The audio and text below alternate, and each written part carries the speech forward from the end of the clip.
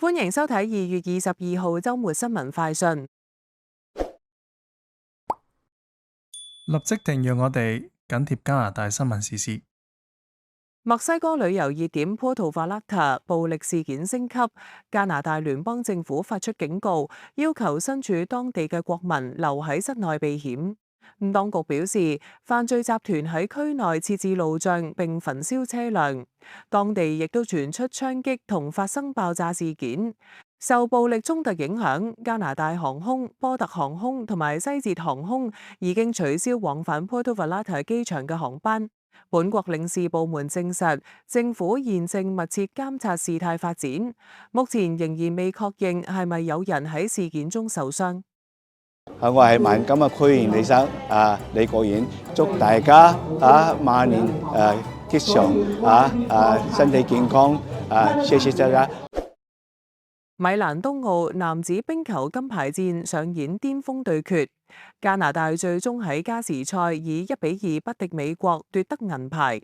美國隊喺第一節率先入球，領先1-0。加拿大則由 Cale Makar 喺第二節末段射入扳平比分嘅一球。雙方喺第三節互交白卷，賽事進入3-3加時。喺加時1分41秒，美國隊嘅 Jack Hughes 攻入決定性一球，協助美國隊奪得自1980年以嚟首面冬奧男子冰球金牌。加拿大隊喺呢一次賽事表現主動，全場射門次數以42-28領先美國，但係美國門將 Connor Hellebuyck 表現出色，全場共作出41次撲救。加拿大前鋒 Connor McDavid 喺賽事中攻入2球同埋取得11個助攻，以13分當選最有價值球員，並打破國家冰球聯盟球員參與奧運嘅得分紀錄。本國總理卡尼發文祝賀加拿大隊奪得銀牌，並指球隊表現令人自豪。美國總統特朗普亦都喺社交平台發文祝賀美國隊奪得金牌。大西洋省份再次受到嚴寒天氣影響，強風以及大雪正橫掃當地。加拿大環境部已經向諾華士高沙省大部分地區發出吹雪以及冬季風暴警告。氣象局預計，諾華士高沙省西北部以及布雷頓角島到星期二嘅降雪量可能高達25厘米。同時，特別天氣通告亦都喺紐賓市域、愛德華王子島以及諾華士高沙省生效。氣象局表示，一股低氣壓將會喺星期一晚橫過諾華士高沙省，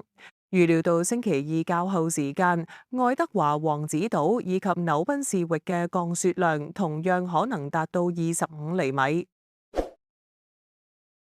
大多倫多地區受惡劣天氣影響，多條主要道路星期六晚發生多宗交通意外，導致404號、407號省道同埋7號公路部分路段一度封閉，現時已經全部重開。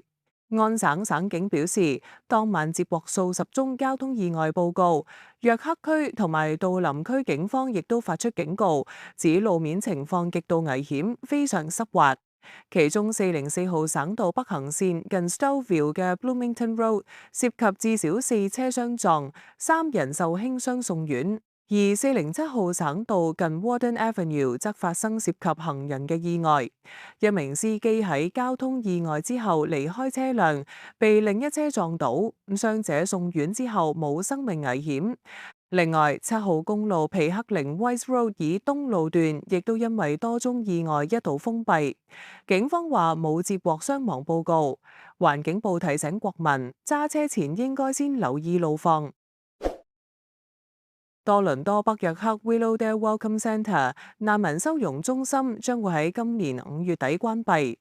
現時居住喺中心嘅超過200名難民需要另覓住所。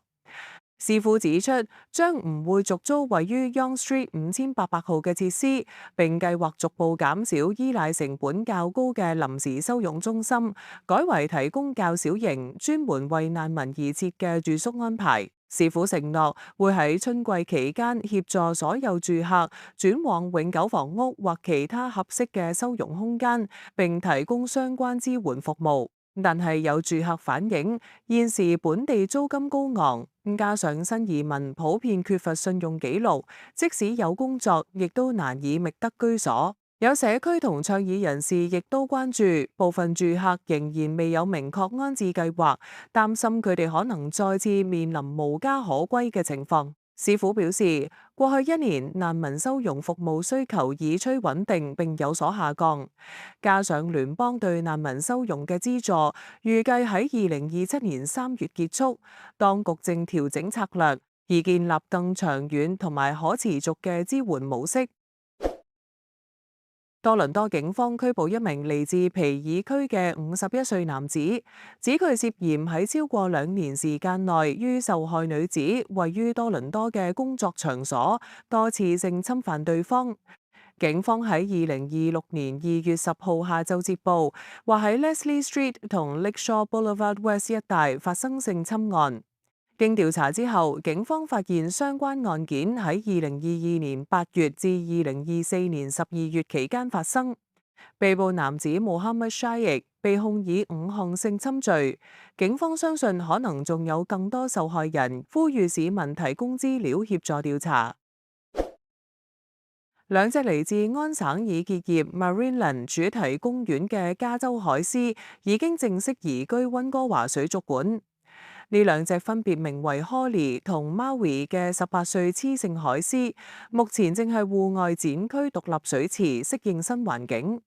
溫哥華水族館表示，專業團隊正密切觀察佢哋嘅健康狀況，並計劃喺適當時候介紹佢哋同館內嘅成年雄性海獅互動。隨住喺尼亞加拉瀑布嘅 Marineland 於2024年結業，園內其餘30頭白鯨同埋4條海豚早前亦都已獲批准，將會移送至美國嘅水族館安置。目前外界有大量傳言，指總理卡尼可能喺今年春季尋求大選，儘管第45屆國會就職尚不足1年。自由黨會以乜嘢理由要求國民再次投票？簡而言之就係阻礙。自由黨非常鍾情於呢個詞語，自眾議院於1月26號復會後嘅13個完整會議日中，佢哋嘅國會議員喺辯論中提到阻礙或其變體詞，如正喺度阻礙、受到阻礙等超過130次。卡尼喺2月10號表示，另一政黨喺之前國會嘅阻礙係最終導致貨幣下跌嘅原因。同日，國會議員 Chris Bitter 就多項自由黨法案評論到，保守黨只係利用佢哋嘅阻礙行為嚟籌款。國務秘書 Ruby Sahota 亦都喺2月10號指出，保守黨擅長發表煽動性嘅演說，但係佢哋一直喺度阻礙我哋提出嘅任何措施。根據議事錄，自由黨當日喺辯論中使用咗43次阻礙一詞，但係對於保守黨嘅行為，仲有另一個詞語可以形容：反對。呢個係佢哋嘅職責，甚至包含喺佢哋嘅議會名稱中，正式反對黨。喺好似呢一次嘅少數政府國會中，政府理應同反對黨議員合作，為其立法議程爭取過半數支持。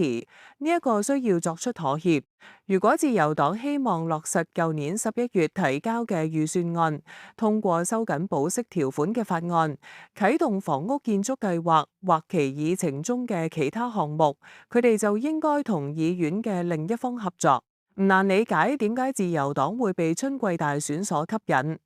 民調顯示，最近幾週佢哋對保守黨嘅領先優勢顯著擴大。